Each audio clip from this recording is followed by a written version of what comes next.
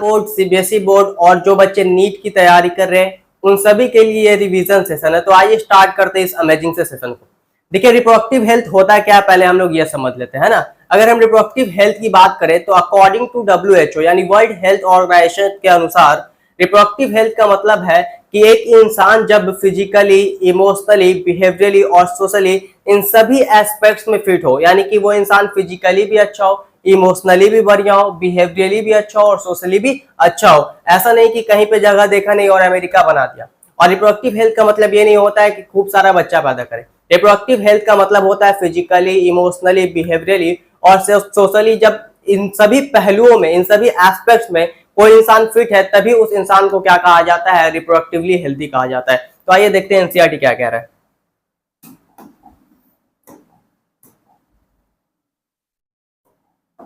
देखो एनसीईआरटी क्या कह रहा है। According to the World Health Organization यानी WHO के अनुसार रिप्रोडक्टिव हेल्थ का मतलब क्या होता है। Reproductive health means a total well being in all aspects. Aspects कहने का मतलब सभी पहलुओं में, that is physical, emotional, behavioural और सोशल। जब एक इंसान फिजिकली, इमोशनली, बिहेवियरली और सोशली एकदम फिट है तब उस इंसान को रिप्रोडक्टिवली हेल्दी माना जाएगा। किसके अनुसार भाई? WHO के अनुसार। WHO के अनुसार यानी वर्ल्ड हेल्थ ऑर्गेनाइजेशन के अनुसार। अब देखो इंडिया कोई चीज में आगे रहे चाहे नहीं रहे, इन सब में हमेशा आगे रहता। तो कह रहे हैं India was amongst the first countries in the world. Amongst the first countries कहने का मतलब कि कुछ और भी कंट्रीज थे, उनमें इंडिया भी हमारा शुरुआती के कंट्री में था, जिसने क्या किया, इनिशिएट किया यानी कि शुरू किया एक एक्शन प्लान को और प्रोग्राम को नेशनल लेवल पे, attain total reproductive health as a social goal. और गोल क्या था भाई? रिप्रोडक्टिव हेल्दी सोसाइटी बनाया जाए। इस प्रोग्राम का गोल क्या था? रिप्रोडक्टिवली हेल्दी सोसाइटी बनाया जाए, एक ऐसा हेल्दी जहां पे लोग जो है ना, एक ऐसा सोसाइटी जहां पे लोग जो है एकदम रिप्रोडक्टिवली हेल्दी हो, वैसा सोसाइटी बनाने का इनिशिएट किया भाई प्लान्स को, और उसमें हमारा इंडिया भी था। और इस प्रोग्राम को हम लोग फैमिली प्लानिंग प्रोग्राम कहते हैं।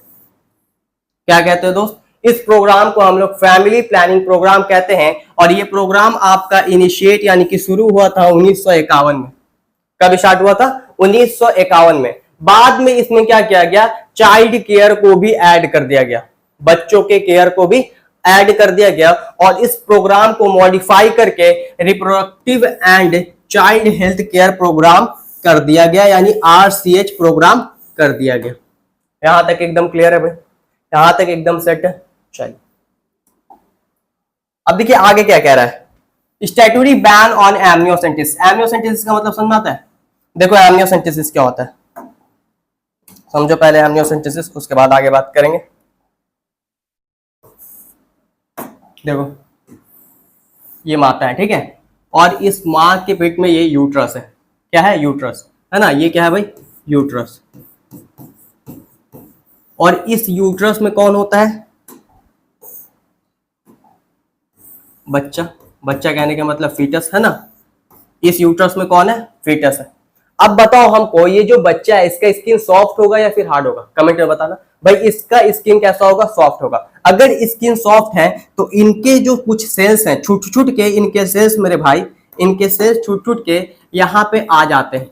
यहाँ पर इनके सेल्स जो है कुछ इस तरीके से छूट छूट के आ जाते हैं और यहाँ पे प्रेजेंट होता है फ्लूइड्स। क्या प्रेजेंट होते हैं? फ्लूइड प्रेजेंट होता है। इस तरीके से फ्लूइड प्रेजेंट होता है। इस फ्लूइड को हम लोग एमनियोटिक फ्लूइड कहते हैं। इस फ्लूइड को हम लोग क्या कहते हैं दोस्त? इस फ्लूइड को हम लोग एमनियोटिक फ्लूइड कहते हैं। Amniotic fluid. और किया क्या जाता है, यहां से एमनियोटिक फ्लूइड को सिरिंज के माध्यम से, किसके माध्यम से? सिरिंज के माध्यम से एमनियोटिक फ्लूइड को निकाला जाता है। और जब एमनियोटिक फ्लूइड निकालेंगे तो इसमें प्रेजेंट बच्चा का सेल भी निकल जाएगा। और जब हमारे पास बच्चे का सेल आ जाएगा तब हम इस सेल को क्या करेंगे दोस्त? तब इस सेल का हम लोग करेंगे चीरफाड़। और जब चीरफाड़ करेंगे तो इसके अंदर का क्रोमोसोम देखेंगे। अगर क्रोमोसोम XX है तो इसका मतलब है भैया कि ये है भैया आपका फीमेल। और अगर क्रोमोसोम XY है तो इसका मतलब है कि ये है आपका भैया मेल। क्या यहां तक क्लियर? तो इस तरीके से एमनियोसेंटेसिस का इस्तेमाल करके लोग सेक्स डिटरमिनेशन करने लगे। मतलब ये पता करने लगे कि मां के वूम्ब में, यूट्रस में जो बच्चा है वो मेल है या फीमेल है। समझ रहे आप बात? और ये एमनियोसेंटेसिस टेक्निक लाया किस लिए गया था? ये लाया गया था क्रोमोसोमल डिसऑर्डर को पता लगाने के लिए, जेनेटिकल डिसऑर्डर को पता लगाने के लिए, लेकिन यहाँ पे लोग कुछ और ही करने लगे। बात समझ में आए? तो तुमसे पूछेगा बताओ एमनियोसेंटेसिस का मिसयूज क्या है? तो एमनियोसेंटेसिस का मिसयूज ये है कि हम लोग सेक्स डिटरमाइन कर ले रहे हैं, और जब फीमेल बच्ची होती थी, क्या होती थी? फीमेल बच्ची जब जन्म लेने वाली होती थी तो इसको मार दिया जाता था, इसको क्या कर दिया जाता था? मार दिया जाता था। तो ये है एमनियोसेंटेसिस का मिसयूज, फीमेल फिटिसाइड। क्या कहते हैं? फीमेल फिटिसाइड इसे कहते हैं। जैसे परे हो गए इंसेक्टिसाइड, इंसेक्ट को मारना, है ना, जो इंसेक्ट को मारना। तो फीमेल फिटिसाइड यानी कि फीमेल को मारना। क्लियर है बात? चलो अब रीड करो, देखो अब क्या कह रहा है। देखो स्टैट्यूटरी बैन ऑन एमनियोसेंटेसिस, इस एमनियोसेंटेसिस को क्या किया गया भाई? स्टैट्यूटरी बैन कर दिया। स्टैट्यूटरी बैन करने का मतलब समझ आता है? कुछ केस में ये बैन है, कुछ केस में ये बैन नहीं है। इससे आप क्रोमोसोमल डिसऑर्डर को पता लगा सकते हैं, जेनेटिकल डिसऑर्डर को पता लगा सकते हैं, ये लीगल है, लेकिन आप सेक्स डिटरमाइन नहीं कर सकते हैं किसी भी फीटल का, ये आपका इलीगल है। ये जो है आपका संवैधानिक तौर पर, है ना, स्टैट्यूटरी जो है वो आपका क्या है? बैन है। समझ में बात? तो statutory ban on amniocentesis a foetal sex determination test, इसे क्या किया जाता है? बच्चे का जो सेक्स है, मेल होगा या फीमेल, उसका भाई क्या कर लिया जा रहा था? टेस्ट कर लिया जा रहा था, based on the chromosomal pattern. Chromosomal pattern देख के इन द एमनियोटिक फ्लूइड, वहां से एमनियोटिक फ्लूइड निकाल लेते, क्रोमोसोमल पैटर्न देख रहे थे और पता कर ले रहे थे कि भाई जो फीटस है वो मेल है या फीमेल है। ठीक है। सराउंडिंग द डेवलपिंग एम्ब्रियो, जो एम्ब्रियो हमारे पास डेवलप हो रहा है उसके चारों तरफ जो फ्लूइड्स होते हैं, उसी फ्लूइड्स को हम लोग क्या कहते हैं? एमनियोटिक फ्लूइड कहते हैं। सवाल इससे आता है, याद रखिएगा, इससे सवाल आपका आता है। For sex determination to legally check increasing female foeticide, और चेक किया जा रहा था भाई, है ना। चेक क्या कहने का मतलब यहाँ पे? रोकथाम। जो फीमेल फिटिसाइड है उसको रोका जा रहा था। ठीक है, समझ आया बात? फीमेल फिटिसाइड को क्या किया जा रहा था? रोका जा रहा था। यहां तक क्लियर? अब देखो सहेली, अब तो सहेली कौन हो सकती है? मेल या फीमेल? लड़की लोग की सहेली होती है ना, तब सहेली कौन हो सकती है? मेल या फीमेल? तुम लोग का सहेली होगी नहीं ना, तो ये लड़की सहेली, तो सहेली जो है ये किसके लिए हो सकता है भाई? ये हो सकता है फीमेल के लिए। अब ये सहेली है क्या? सहेली है क्या? समझो, सहेली एक न्यू ओरल कॉन्ट्रासेप्टिव पिल्स है। ओरल कॉन्ट्रासेप्टिव पिल्स कहने का मतलब वैसी गोलियां जो कि कॉन्ट्रासेप्शन के लिए खाया जाए। कॉन्ट्रासेप्शन का मतलब होता है हर वो मेथड जो कि प्रेगनेंसी से बचाए, उसी को हम लोग कॉन्ट्रासेप्शन कहते हैं। समझ आए बात? तो ये ओरल कॉन्ट्रासेप्टिव पिल्स है और एक न्यू ओरल कॉन्ट्रासेप्टिव पिल्स है जिसका नाम है सहेली। इसका लोकेशन आपसे पूछ लेगा मेरे दोस्त कि सहेली जो है ये कहाँ डेवलप किया गया था। सहेली जो है ना मेरे भाई, ये डेवलप किया गया था सेंट्रल ड्रग रिसर्च इंस्टीट्यूट में, सीडीआरआई में। और ये CDRI central drug research institute जो है ये हमारे लखनऊ में प्रेजेंट है। कहाँ प्रेजेंट है? लखनऊ में प्रेजेंट है। तो देखो सहेली क्या है? ए न्यू ओरल कॉन्ट्रासेप्टिव, एक नया ओरल कॉन्ट्रासेप्टिव है फॉर फीमेल। ये तो याद रखना ही नहीं है ना, किसके लिए? फीमेल के लिए, क्योंकि सहेली कौन होती है? फीमेल। वाज डेवलप्ड बाय, किसने डेवलप किया? साइंटिस्ट के द्वारा सेंट्रल ड्रग रिसर्च इंस्टीट्यूट में डेवलप किया गया। सीडीआरआई जो कि कहां आपका प्रेजेंट है? लखनऊ में प्रेजेंट है। Very very important, very very important, ये बहुत इंपॉर्टेंट है, ये आपका बहुत इंपॉर्टेंट है। आपसे लोकेशन पूछ लेगा कि सहेली कहाँ जो है आपका, सहेली जो ओरल कॉन्ट्रासेप्टिव पिल्स है वो कहाँ आपका डेवलप किया गया था? लखनऊ में। और इंस्टीट्यूट का नाम था central drug research institute CDRI, जो कि प्रेजेंट है आपके लखनऊ में। क्लियर है यहाँ तक? अब देखो पॉपुलेशन पे बात करते हैं। किसके ऊपर? पॉपुलेशन के ऊपर। अगर हम वर्ल्ड की पॉपुलेशन की बात करें, वर्ल्ड की पॉपुलेशन की बात करें तो वर्ल्ड की पॉपुलेशन 1900 में आपके पास 2 बिलियन था। कितना था दोस्त? 2 बिलियन था। और इंडिया में इस वक्त 1947 में पॉपुलेशन जो है 350 मिलियन था। यानी at the time of independent, आजादी के समय जो हमारा पॉपुलेशन था वो कितना था? 350 मिलियन था। और वर्ल्ड में देखें तो 1900 में 2 बिलियन था। 2000 में जब सेंसस हुआ है ना, जनगणना, तो 6 बिलियन आपको जो है वर्ल्ड का पॉपुलेशन देखने को मिला। और इंडिया का पॉपुलेशन मई 2000 में, यानी कि मई 2000 में 1 बिलियन हो गया। कितना हो गया? 1 बिलियन। और वर्ल्ड का पॉपुलेशन कितना है? 6 बिलियन। इसका मतलब ये होता है कि दुनिया में हर 6 में से एक इंसान क्या है? इंडिया है। सोचो कितना गर्व का बात है ना? दुनिया में हर 6 में से एक इंसान जो है वो क्या है? इंडियन है। इसी को हम लिखते हैं every 6th person in the world is an Indian. हर 6 में से एक इंसान क्या है? इंडियन है। ये डाटा कब का है? ये डाटा है अकॉर्डिंग टू 2001 के सेंसस के आसपास का। समझ रहे बात? 2000 के टाइम के आसपास का। 2000 के समय में क्या हो रहा था कि हर 6 में से एक इंसान क्या था, हमारा इंडियन था, क्योंकि वर्ल्ड का पॉपुलेशन 6 बिलियन था और इंडिया का पॉपुलेशन 1 बिलियन था। अब 2011 में जो पॉपुलेशन है वो वर्ल्ड का 7.2 बिलियन हो चुका है और 2011 में 1.2 बिलियन से थोड़ा सा ज्यादा आपका पॉपुलेशन हो गया है। ये डाटा आपके एनसीईआरटी में दिया हुआ है, इसको आपको थोड़ा दिमाग में रखना है, ठीक है। इससे सवाल आ सकता है, इससे सवाल आपका आ सकता है। अब देखो रीजन क्या है इतना ज्यादा पॉपुलेशन बढ़ने का, भाई ये जो पॉपुलेशन एक्सप्लोजन हो रहा है, धमाका हो रहा है जो पॉपुलेशन का, इसके पीछे का रीजन क्या है, इतना पॉपुलेशन बढ़ क्यों रहा है, बताओ रीजन क्या है। देखो होता क्या था, पहले के समय में क्या था, हमारे पास उतना अच्छा सुविधा नहीं था, हॉस्पिटल का सुविधा नहीं था, प्लस बहुत सारी चीजों का सुविधा नहीं था, तो डॉक्टर भी उतने अच्छे अच्छे थे नहीं, तो जो डेथ रेट था वो बहुत ज्यादा था। मैटरनल मोर्टिलिटी रेट कह दो, माँ का डेथ रेट कह दो या बच्चे का डेथ रेट कह दो, बहुत ज्यादा था। लेकिन अब फैसिलिटीज बढ़ने से ये डेथ रेट कम हुआ है, और जब डेथ रेट कम होगा तो पॉपुलेशन बढ़ेगा। बात समझ में आया। तो देखो रीजन क्या है, अगर हम रीजन की बात करें तो क्या कह रहा है, rapid decline in death rate, बहुत ज्यादा आपको कमी दिखा है डेथ रेट में, एंड मैटरनल मोर्टेलिटी रेट में, और किसमें, एमएमआर में, एंड इनफैंट मोर्टेलिटी रेट यानी बच्चे के मोर्टेलिटी रेट में भी बहुत ज्यादा क्या देखने को मिला, आपको डिक्लाइन देखने को मिल रहा है। अगर ये सब गिरेगा यानी कि डेथ रेट, ओवरऑल कह लो कि डेथ रेट अगर क्या होगा भाई, कम होगा, तो पॉपुलेशन क्या होगा, increase in number of people in reproducible age. अब देखो यहाँ पे देखो, मोदी जी का हमेशा भाषण सुने हो, कहते हैं मोदी जी हमेशा कि हमारा यंग इंडिया है। यंग इंडिया कहने का मतलब कि यहाँ पे रिप्रोड्यूसिबल एज वाले लोग जो है वो ज्यादा है, और जिस पॉपुलेशन में रिप्रोड्यूसिबल एज वाले लोग यानी वैसे लोग जिनके पास ये क्षमता होता है कि रिप्रोडक्शन कर सके, वैसे लोग जिस पॉपुलेशन में ज्यादा होंगे, जाहिर सी बात है उनका पॉपुलेशन और बढ़ेगा। क्या समझे आप बात। तो जैसे ही डेथ रेट घट रहा है, डेथ रेट तुम्हारा जो है ये क्या हो रहा है, घट रहा है, मैटरनल मोर्टेलिटी रेट घट रहा है और इनफैंट मोर्टेलिटी रेट घट रहा है, तो पॉपुलेशन जो है वो तुम्हारा क्या हो रहा है मेरे भाई, बढ़ रहा है। समझे आप बात। अब देखो क्या कह रहा है, through our RCH programmes population growth rate decline marginally, है ना। अब ये जो प्रोग्राम हम लोग बनाए, अलग अलग प्रोग्राम बनाए, उससे थोड़ा बहुत पॉपुलेशन जो है घटा, लेकिन इतना कम घटा कि पता ही हमको नहीं चला, ठीक है। At the time of Indira Gandhi बताया जाता है कि इंदिरा गांधी के समय में क्या होता था कि लोगों को पकड़ पकड़ के भाई क्या किया जाता था, वासेक्टॉमी और ट्यूबेक्टॉमी करा दिया जा रहा था, जिसे हम लोग नसबंदी कहते हैं, और उसके बदले में उसको कभी कुछ गिफ्ट मिल जा रहा था, कभी कुछ गिफ्ट मिल जाता था। समझे बात। तो इस तरीके का सिचुएशन आ गया था।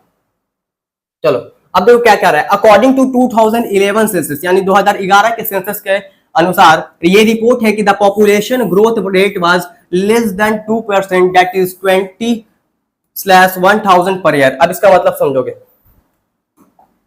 किसके सेंसस के अनुसार, 2011 के सेंसस के अनुसार क्या कह रहा है कि 20 लोग, अब इसका मतलब समझोगे, इसका मतलब होता है कि हर साल 1000 में से 20 नए लोग ऐड हो रहे हैं।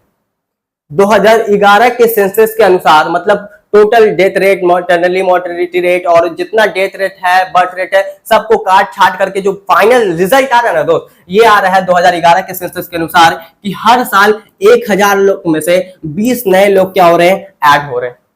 मतलब 20 नए लोग बढ़ रहे हैं। मान लो कि एक गांव है, उसका पॉपुलेशन क्या है, 1000 पॉपुलेशन है, तो अब अगले साल जो है इस गांव का जो पॉपुलेशन है वो 1000 प्लस 20 हो गया। समझिए बात। तो हर साल 1000 में से 20 नए लोग क्या हो रहे हैं, ऐड हो रहे हैं 2011 के सेंसस के अनुसार। और यहाँ पे जब कैलकुलेट किया जाता है तो लगभग ये आता है आपका 2% के आसपास, ठीक है। थोड़ा सा कम आता है, इसलिए एनसीईआरटी लिखता है लेस देन 2%, लेस देन 2%। बात समझ में आया, अरे बात समझ में आया। हर साल 1000 में से 20 नए लोग जो है वो क्या हो रहे हैं, ऐड हो रहे हैं। किस सेंसस के अनुसार, ये पूछेगा तुमसे। 2011 के सेंसस के अनुसार, 2011 में जो जनगणना हुआ था उसके अनुसार ये कहानी है। हाँ देखो, ये वाला लाइन क्लियर हो गया,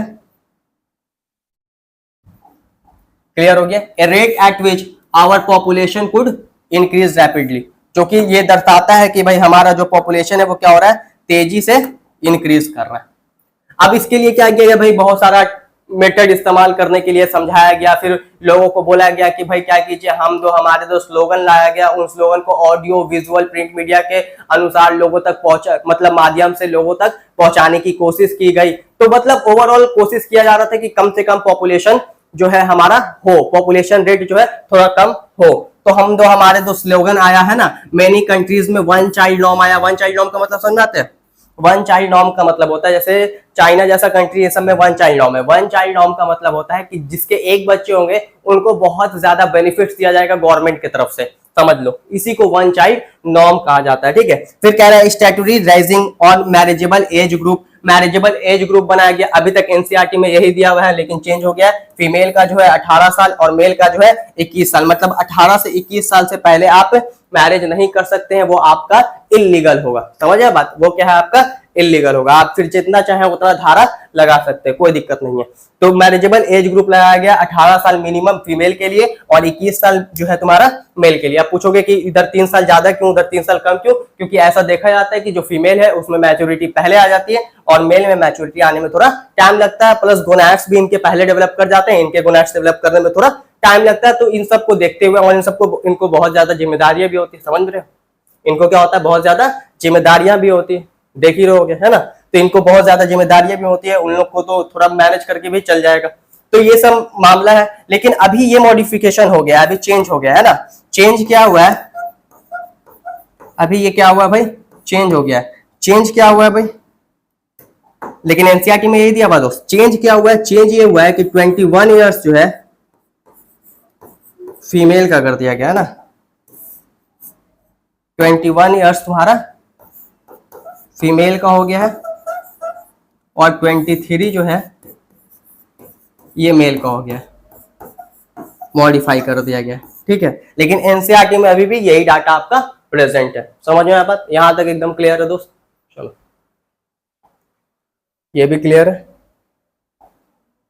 अब देखिए आइडियल कॉन्ट्रासेप्टिव। अब देखिए आइडियल कॉन्ट्रासेप्टिव हम लोग किसे कहेंगे? पहले तो ये समझो कि कॉन्ट्रासेप्टिव होता क्या है। कॉन्ट्रासेप्टिव का मतलब होता है हर वो डिवाइस या मेथड जो कि प्रेगनेंसी से रोके, उसे हम लोग कॉन्ट्रासेप्टिव कहते हैं। अब देखो, तभी कोई लोग कॉन्ट्रासेप्टिव इस्तेमाल करेगा जब वो आइडियल हो। आइडियल कहने का मतलब आसानी से मिल जाए, इस्तेमाल करना इजी हो, तभी ना इस्तेमाल करेगा। अब बहुत ज्यादा टफ होगा, मिलेगा नहीं, जाना होगा भाई 10 किलोमीटर दूर, तो कौन करेगा? बोलेगा चलो ऐसे ही काम चला लेते हैं। बात समझ में आया? तो आइडियल कॉन्ट्रासेप्टिव होना चाहिए। आइडियल कॉन्ट्रासेप्टिव का मतलब क्या है भाई? आइडियल कॉन्ट्रासेप्टिव का मतलब है कि क्या कह रहा है, ideal contraceptive should be user friendly, आसानी से उसे इस्तेमाल कर सके, इजिली अवेलेबल हो, है ना, इफेक्टिव हो। अब देखो, को लगा के यूज कर रहा है ना, यूज कर रहा और इफेक्टिव है ये नहीं है, समझ आया बात? तो फिर फायदा क्या होगा? एंड रिवर्सिबल हो। अगर कोशिश करे कि रिवर्सिबल हो, रिवर्सिबल होगा तो भाई बार बार पैसा नहीं लगेगा, बार बार खरीदना नहीं पड़ेगा, है ना, बार बार खरीदना नहीं पड़ेगा। With no only side effect हो, और साइड इफेक्ट कम से कम हो। समझ आया बात? और एक बात और याद रखना, it also should in no way interfere with sexual drive या सेक्सुअल डिजायर। सेक्सुअल डिजायर में कोई इंटरफेयर ना करे। समझ आया बात? अब देखो, कॉन्ट्रासेप्टिव मेथड में हमारे पास सबसे पहला मेथड जो है वो है नेचुरल मेथड। नेचुरल मेथड का मतलब है कि यहाँ पे कोई मेडिसिन ये सब का इस्तेमाल हम लोग नहीं करने वाले। नो डिवाइस, नो मेडिसिन, किसी चीज का इस्तेमाल नहीं करेंगे। और साथ ही साथ भाई, जब मेडिसिन का इस्तेमाल नहीं कर रहे हैं, ना कोई डिवाइस का इस्तेमाल कर रहे हैं, तो इसका साइड इफेक्ट जो है वो लीस्ट होगा, यानी कि कम से कम होगा। समझ आया बात? लेकिन हाँ, फेलियर रेट ज्यादा होगा। फेलियर रेट क्या होगा? ज्यादा होगा। जैसे देखो, अगर हम नेचुरल मेथड की बात करें तो इसमें हमारे पास है पहला पीरियोडिक एब्स्टिनेंस। पीरियोडिक एब्स्टिनेंस क्या होता है? आपको पढ़ाया गया होगा, या नहीं पढ़े हो तो पढ़ा देंगे हम, ठीक है, अभी लाया नहीं है। चैप्टर 3 में मेंस्ट्रुअल साइकिल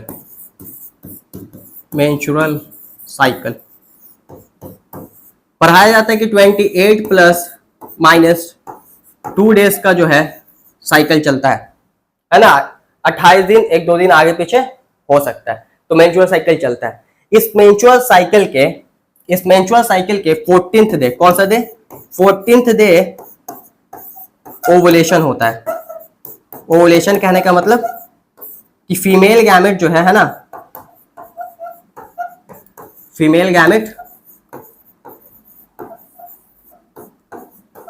रिलीज होते हैं, जिसे हम लोग क्या कहते हैं?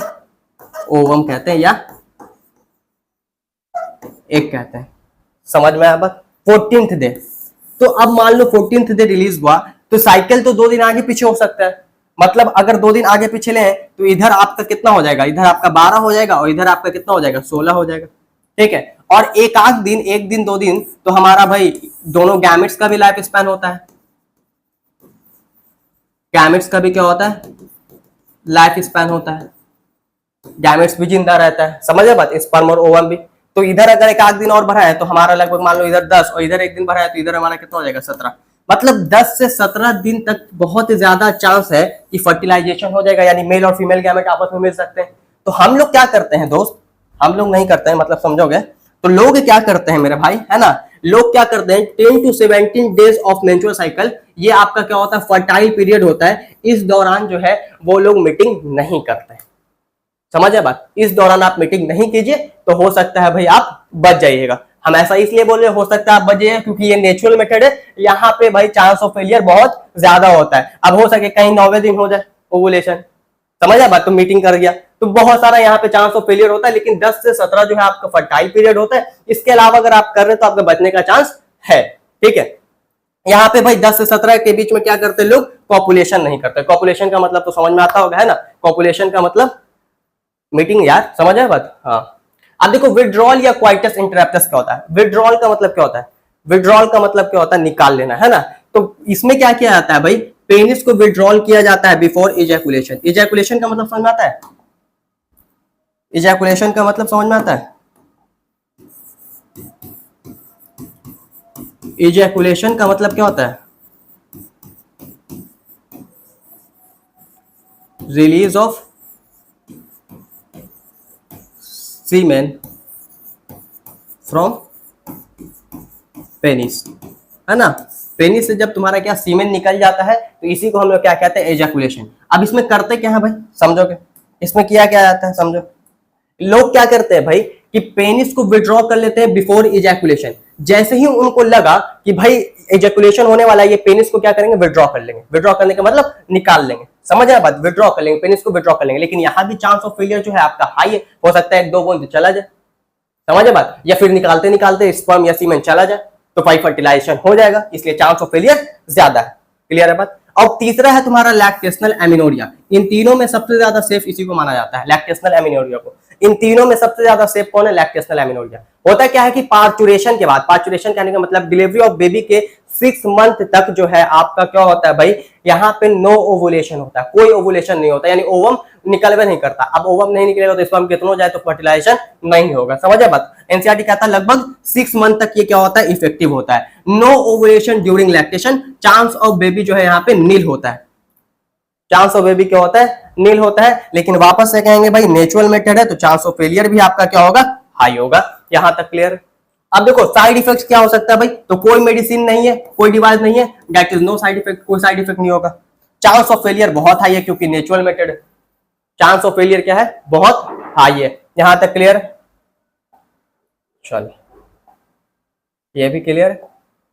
अब देखो barrier methods, what is barrier methods. Barrier methods क्या होता है, बैरियर देखियो, जब पुलिस लोग को देखियो, पुलिस लोग हमेशा रोड पे क्या लगा देता है, बैरियर लगा देता है। बैरियर का मतलब होता है रुकावट, बैरियर का मतलब रुकावट। ये बैरियर मेथड क्या करता है, स्पर्म और ओवम की मीटिंग को रोकता है, स्पर्म और ओवम को मीट नहीं होने देता, मिलने नहीं देता, समझ बात, बैरियर लगा देता है, समझ बात, क्या लगा देता है, बैरियर लगा देता है, बैरियर मेथड। ठीक है, तो बैरियर मेथड हमारे पास है भाई, क्या है, बैरियर मेथड। काम कैसे करता है, तो ये करता है भाई प्रिवेंट कर देता है, प्रिवेंट मीटिंग,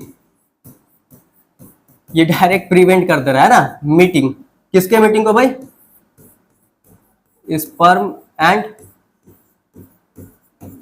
ओवम को, है ना, इनके मीटिंग को ये क्या करता है, बैरियर मेथड रोकता है। उसमें सबसे पहला हमारा आता है भाई कॉन्डम्स। कॉन्डम्स में मेल कॉन्डम्स भी आते हैं, फीमेल कॉन्डम्स भी आते हैं। ठीक है, होता क्या है भाई, थिन रबर लैटेक्स शीट होता है, रबर का जो है तुम्हारा बना होता है, पतले रबर का। मेल में ये क्या करता है, पेनिस को कवर करता है, और फीमेल में ये कवर करता है वजाइना या सर्विक्स को। फीमेल में किसको कवर करता है, वजाइना या सर्विक्स को, और मेल में ये कवर करता है किसको, पेनिस को। पॉपुलर जो मेल कॉन्डम्स है उसका जो आपका ब्रांड है वो कौन है, निरोध। निरोध is a popular brand of condoms. निरोध जो है वो क्या है, पॉपुलर ब्रांड है। ठीक है, also protect from sexually transmitted disease and HIV, very very important. ये जो हमारे पास बैरियर मेटेक्स है ना, और बैरियर मेटेक्स में हमारे पास कॉन्डम्स, ये क्या करता है, सेक्सुअली ट्रांसमिटेड डिजीज और HIV से हमको बचाता है। समझ आया बात, हमको क्या करता है, बचाता है। और याद रखना both condoms are disposable. Disposable का मतलब समझ आता है, शादी में क्या हो, शादी में जाते हो तो डिस्पोजेबल ग्लास मिलता है, पानी पियो फेंक दो, वैसे ही ये भी है, यूज करो और फेंक दो। ठीक है, सेल्फ इंजर्टेड होता है, अपने से आप लगा सकते हैं, इसलिए आपको प्राइवेसी मिलती है। ठीक है, अब देखो डायफ्राम्स या सर्विकल कैप या वॉल्ट क्या होता है। डायफ्राम, सर्विकल कैप और वॉल्ट की बात करो तो क्या होता है, ये रबर का बना होता है। किसका बना होता है, रबर का। Barriers of female to cover cervix, ये फीमेल्स में इस्तेमाल किया जाता है। फीमेल में क्या किया जाता है, सर्विक्स को कवर कर दिया जाता है, कैप की तरह होता है। ठीक है, यहाँ पे बोतल का ढक्कन नहीं है तो दिखाते तुमको, कैप के तरह होता है, और उसको आप वापस से वॉश करके यूज कर सकते हैं। दैट्स व्हाई ये तुम्हारा रीयूजेबल होता है। कैसा होता है, रीयूजेबल होता है।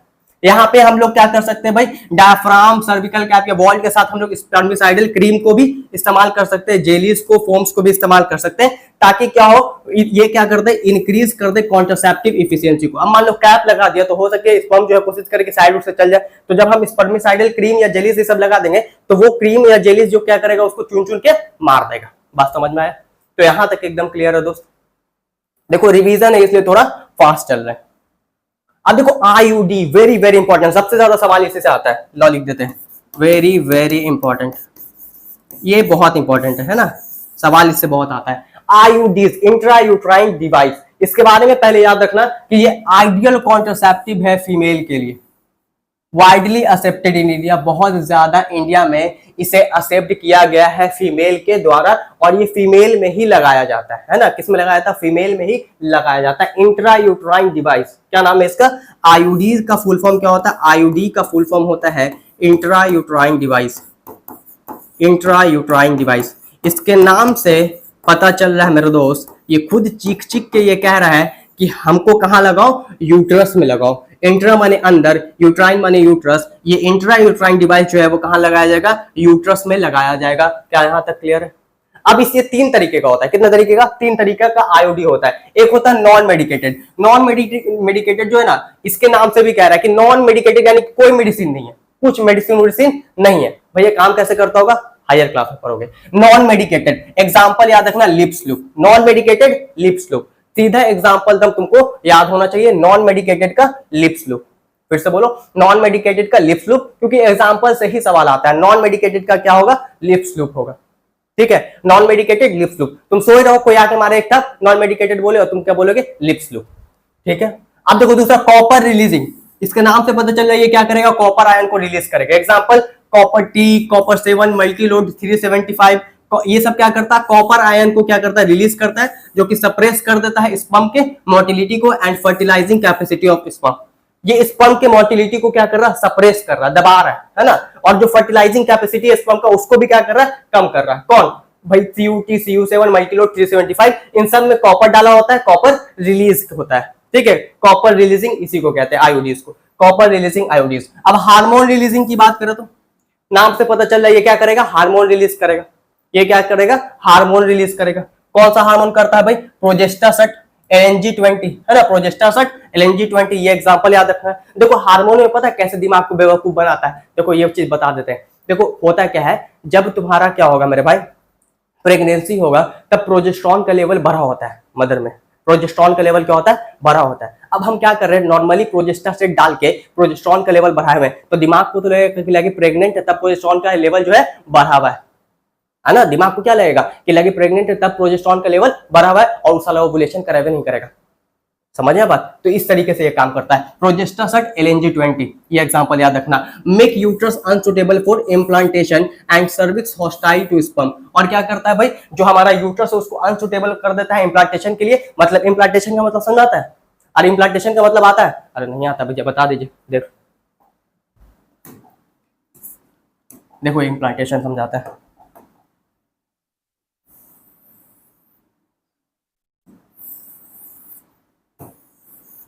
ये है भाई आपका यूट्रस का अंदर वाला लेयर, इस लेयर को हम लोग कहते हैं एंडोमेट्रियम।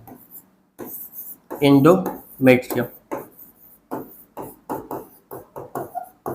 इस एंडोमेट्रियम में ब्लास्टोसिस्ट का, किसका, ब्लास्टोसिस्ट का अटैचमेंट होना, और इस तरीके से अटैचमेंट होना, किसका, ब्लास्टोसिस्ट का।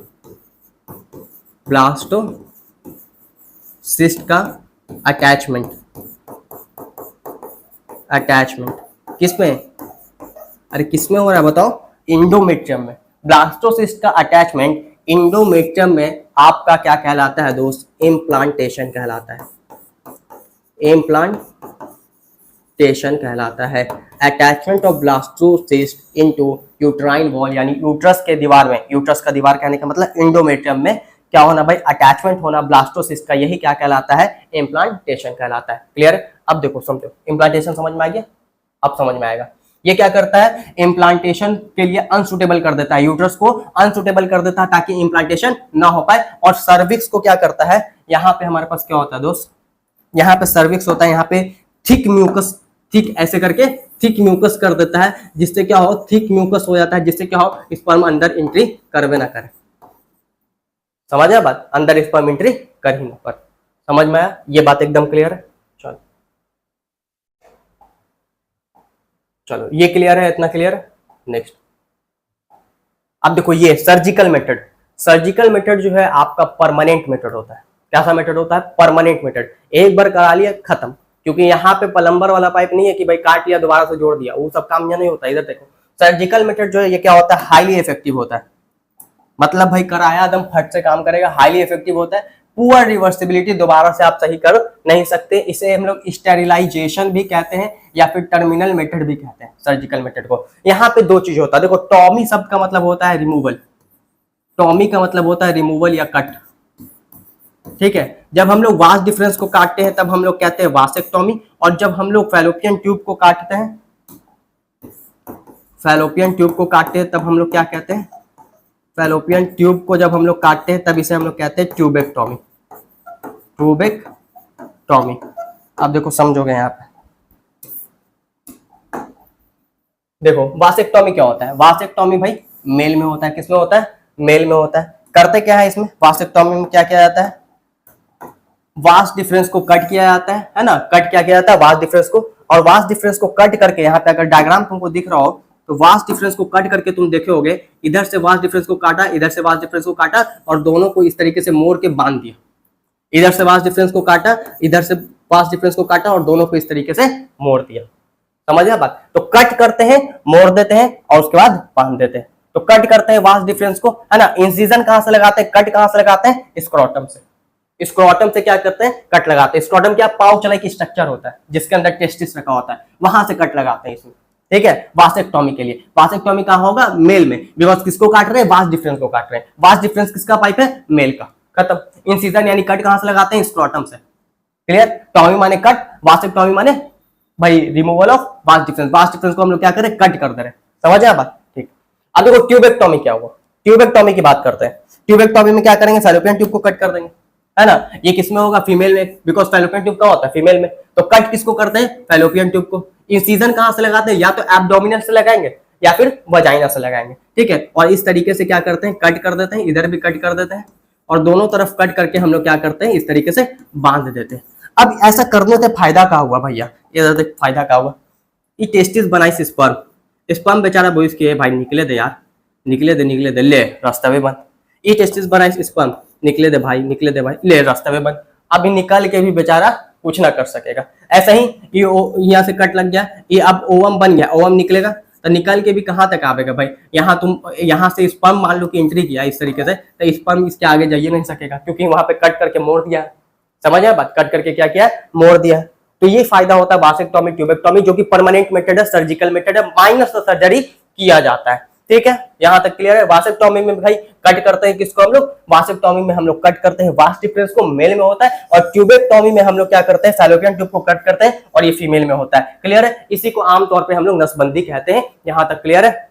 चलो नेक्स्ट, अब देखो ऑरल एडमिनिस्ट्रेशन, मतलब कि पिल्स, है ना, पिल्स यानी कि गोलियां, समझोगे। देखो ये पिल्स देख रहे हो, इसका इस्तेमाल किया गया, ये देखो सहेली, है ना, a new oral contraceptive pills. बताओ कहां डेवलप किया गया था, जल्दी बोलो, कहां डेवलप किया था, लखनऊ में, लखनऊ में। बहुत इंपॉर्टेंट है, पूछ लेगा भैया। देखो इधर, तो देखो प्रोजेस्टासाइट, इसमें भी काम बस, अब देखो तरीका खाली देने का अलग अलग है, चीज इस्तेमाल यही करेंगे, प्रोजेस्टेरोन, प्रोजेस्टेरॉन, ये सब है ना, प्रोजेस्ट्रोजन एस्ट्रोजन कॉम्बिनेशन या प्रोजेस्टेरोन। देखो होता क्या था पहले के समय में, जो दवा था हमारे पास उसको लगातार पूरे महीने खाना पड़ता था, बड़ी मुश्किल था, बड़ी समस्या था। ऐसे 21 गोली होता था, ठीक है, 21 गोली होता था और फिर 7 गोली होता था, ऐसे ढेर सारा पत्ता में क्या होता था, गोली होता था। तो डॉक्टर क्या करता था, शुरू के 7 दिन जब मेंस्ट्रुअल साइकिल चला स्टार्ट हुआ, तब जो है ना उसमें आयरन का पेस्ट डाल देता था।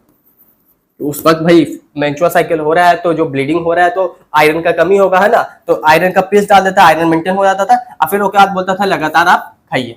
तो पहले में क्या होता था, 21 दिन फिर 7 दिन ऐसे करके टोटल 28 दिन आपका यूज किया जाता था। ये क्या करता है, इनहिबिट करता ओवुलेशन को और इम्प्लांटेशन को, ओवुलेशन ना होने देगा और इम्प्लांटेशन ना होने देगा। सर्विकल म्यूकस को क्या कर देता है, थिक कर देता है। यही वाला कहानी जो हम अभी बताए ना तुम लोग को, कि यहाँ पे मान लो कहाँ गया पीछे, ये वाला देखो, ये जो तुम्हारा सर्विकल म्यूकस है ना दोस्त, इसको एकदम थिक कर देगा, थिक कर देगा तो स्पर्म अंदर जावे नहीं करेगा। समझ आया बात? अब देखो एग्जाम्पल क्या है भाई, हमारे पास एक एग्जाम्पल है जो नया वाला अभी बता दिए हैं, सहेली है ना, सहेली नॉन स्टेरॉइडल है, कोई साइड इफेक्ट्स नहीं है। ये वेरी इंपॉर्टेंट है कि वंस अ वीक, हफ्ते में एक बार इस्तेमाल किया जाता है, वंस अ वीक, हफ्ते में इसका एक बार इस्तेमाल किया जाता है, हफ्ते में एक गोली खाइए, बेफिक्र रहिए। पिल विद फ्यू साइड इफेक्ट, बहुत कम साइड इफेक्ट्स है और हाई कॉन्ट्रासेप्टिव वैल्यू है, बहुत अच्छा काम करता है। समझ में आया बात? यहाँ तक एकदम क्लियर है। अब उसके अलावा इंजेक्शन आता है, इंजेक्शन में क्या है भाई, अब देखो कोई दवा नहीं ले रहा, डेली डेली नहीं खाना चाहता, डॉक्टर साहब इंजेक्शन दे दीजिए, तो उसमें भी क्या भरा रहेगा हमारा, इसमें भी क्या भरा रहेगा तुम्हारा, प्रोजेस्टेरोन या फिर उसका साथ एस्ट्रोजन, ये सब का कॉम्बिनेशन होगा, प्रोजेस्टेरोन और एस्ट्रोजन का कॉम्बिनेशन होगा। समझ बात? और उसको इंजेक्शन के फॉर्म में दे दिया जाएगा। एक इम्प्लांट्स होता है, अंडर स्किन लगाया जाता है, 4-5 जो है इस तरीके से स्टिक होता है, उसको यहाँ पे अंदर की तरफ इम्प्लांट किया जाता है। इसमें लॉन्ग गैप लेना होता है ना, जब 3-4 साल का गैप लेना होता है तो फीमेल जो है अंदर इम्प्लांट करा लेती है, इसे हम लोग नॉर प्लांट कहते हैं, नॉर प्लांट। समझे क्या कहते हैं, nor plant, long time gap के लिए किया जाता है, ठीक है। और याद रखना जितना भी कॉन्ट्रासेप्शन है कोशिश करना taken with in 72 hour of coitus, 72 घंटा, क्वाइटस के 72 घंटे के बाद ले ले तो बढ़िया है, ठीक है। लेकिन क्या होता है जब आप लोग कॉन्ट्रासेप्टिव डिवाइस का, मेथड्स का, इस सब का इस्तेमाल करते हैं, नेचुरल का नहीं, नेचुरल छोड़ दीजिए, नेचुरल का छोड़ के बात कर रहे हैं, तो कॉन्ट्रासेप्टिव डिवाइस सब का इस्तेमाल करते हैं आप लोग, गोलियां का इस्तेमाल करते हैं, इंजेक्शन का इस्तेमाल करते हैं, इंट्रायूट्राइन डिवाइस का, ये सब का जब आप इस्तेमाल करते हैं तो होता क्या है, आपको कुछ साइड इफेक्ट्स देखने को मिल सकता है। जैसे कि साइड इफेक्ट ट्रिक याद रखने का मामला क्या है भाई, साइड इफेक्ट कौन कौन सा हो सकता है, तो साइड इफेक्ट्स याद रखने का एकदम बढ़िया सा ट्रिक याद रखना, क्योंकि तुम लोग नवाब हो तो नवाब वाला ट्रिक ले लो। नवाब, नवाब, नवाब से क्या होगा भैया, एन से हो जाएगा तुम्हारा नाउजिया, नाउजिया, ए से तुम्हारा हो जाएगा एबनॉर्मल मेंस्ट्रुअल साइकिल या एब्डोमिनल पेन, पहले ले लो एब्डोमिनल पेन, एब्डोमिनल पेन का मतलब समझ में आ रहा है, पेट में दर्द है ना। फिर तुम्हारा क्या हो सकता है, ब्लीडिंग हो सकता है, ब्लीडिंग हो सकता है, एबनॉर्मल ब्लीडिंग हो सकता है, कभी हो एबनॉर्मल ब्लीडिंग हो सकता है। उसके अलावा तुम्हारा लास्ट और खतरनाक ब्रेस्ट कैंसर तक हो सकता है, ब्रेस्ट कैंसर तक हो सकता है। तो ये सब साइड इफेक्ट्स है, ठीक है। A effects of using contraceptive on regular basis either to prevent pregnancy और टू डिले या space pregnancy due to personal reason, कुछ पर्सनल रीजन हो सकता है। तो साइड इफेक्ट क्या आता है भाई, नाउजिया, एब्डोमिनल पेन है ना, ब्रेक थ्रू ब्लीडिंग हो सकता है, इरेगुलर मेंस्ट्रुअल ब्लीडिंग हो सकता है और इवन ब्रेस्ट कैंसर भी आपको देखने को मिल सकता है। यहाँ तक क्लियर है दोस्त? नवाब याद रखना, ठीक है। साइड इफेक्ट में क्या याद रखना, नवाब, बस क्योंकि नवाब हो तुम लोग। Next, medical termination of pregnancy. What is medical termination of pregnancy? Medical termination of pregnancy को अगर हम आम भाषा में बोले या आसान भाषा में बोले तो इसे हम लोग अबॉर्शन कहते हैं। क्या कहते हैं? अबॉर्शन, एमटीपी शॉर्ट में कहा जाता है। मेडिकल टर्मिनेशन ऑफ प्रेगनेंसी को हम लोग क्या कहते हैं, एमटीपी, या फिर इसे हम लोग इंड्यूस्ड अबॉर्शन कहते हैं। इंड्यूस्ड अबॉर्शन का मतलब कि हम लोग करा रहे हैं ना, अबॉर्शन हम लोग करा रहे हैं, इसलिए इंड्यूस्ड अबॉर्शन। तो मेडिकल टर्मिनेशन ऑफ प्रेगनेंसी को क्या कहा जाता है भाई, इंसर्शनल या फिर इंसर्शनल या इंटेंशनल या फिर voluntary termination of pregnancy. Voluntary termination of pregnancy before full term is called medical termination of pregnancy. इसे हम लोग एमटीपी कहते हैं या फिर इसी को हम लोग क्या कहते हैं दोस्त, अबॉर्शन कहते हैं, है ना। क्या कहते हैं, अबॉर्शन कहते हैं। अब देखो डाटा, लगभग 45 से 50 मिलियन एमटीपीज हर साल ऑल ओवर द वर्ल्ड होता है।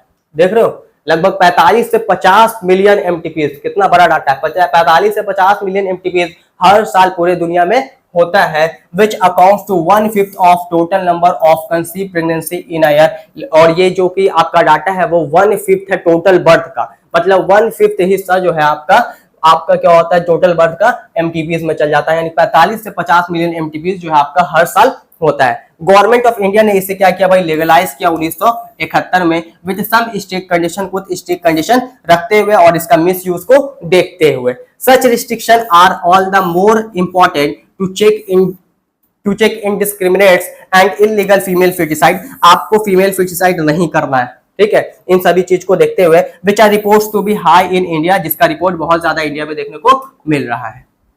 Get rid of unwanted pregnancies. अब देखो वाई एमटीपी पूछा कि एमटीपी क्यों करें, है ना, एमटीपी क्यों करना है, तो भाई क्यों करना है, get rid of unwanted pregnancy, जब मतलब आप प्रेगनेंसी चाह नहीं रहे थे फिर भी हो गया है, तो वैसे केस में कर सकते हैं। Either due to casual unprotective intercourse, आपने अनप्रोटेक्टेड इंटरकोर्स कर लिया उसकी वजह से, या फेलियर ऑफ कॉन्ट्रासेप्टिव यूज, अब आप लोग कोई कॉन्ट्रासेप्टिव का इस्तेमाल कर रहे थे फेल कर गया, समझ आया बात, तब एमटीपी करना है। ड्यूरिंग क्वाइटस और रेप्स, और इन सर्टेन केसेस रेप का केस हो गया क्वाइटन के दौरान, मतलब आप लोग मीटिंग कर रहे थे उस दौरान कॉन्ट्रासेप्शन जो है फेल कर गया आपका, फिर आपका जो है अनप्रोटेक्टिव इंटरकोर्स किया उससे हो गया, तो इन सब केस में आप एमटीपी करा सकते हैं, ठीक है। Where continuation of the pregnancy could be harmful और even fatal either to the mother और टू द फीटस और बोथ। अब देखो इधर कहानी समझो, जो तुम्हारा एमटीपी है वो सेफ होता है फर्स्ट ट्राइमेस्टर तक, यानी कि शुरू के 3 महीने तक, शुरू के 3 महीने तक का जो एमटीपी है वो क्या होता है, सेफ होता है। 3 महीने के बाद जब सेकंड ट्राइमेस्टर में कहानी चल जाता है तो ये आपका रिस्कियर होता है। यहां पे कम से कम 2 आपको रजिस्टर्ड मेडिकल प्रैक्टिशनर की रिक्वायरमेंट होगी, तभी आप कर सकते हैं, समझ आया बात। एमटीपी यानी अबॉर्शन जो है फर्स्ट ट्राइमेस्टर तक, शुरू के 3 महीने तक सेफ होता है, सेकंड ट्राइमेस्टर में बहुत ज्यादा रिस्कियर होता है, रिस्की होता है। ऐसे में आपको 2 रजिस्टर्ड मेडिकल प्रैक्टिशनर की रिक्वायरमेंट होती है। यहां तक एकदम सेट है। अब देखो sexually transmitted disease, sexually transmitted disease क्या होता है ना, अगर हम सेक्सुअली ट्रांसमिटेड डिजीज की बात करें तो इसे हम लोग एसटीडीज या फिर वेनरल डिजीज कहते हैं। क्या कहते हैं, सेक्सुअली ट्रांसमिटेड डिजीज को हम लोग एसटीडीज या फिर वेनरल डिजीज कहते हैं। और ये वाला जो भाई आपका आगे का जो सेशन है उसको हम लोग अब नेक्स्ट लेक्चर में करेंगे, बिकॉज मेरे दूसरा क्लास लेने का समय हो गया है। थैंक यू, धन्यवाद।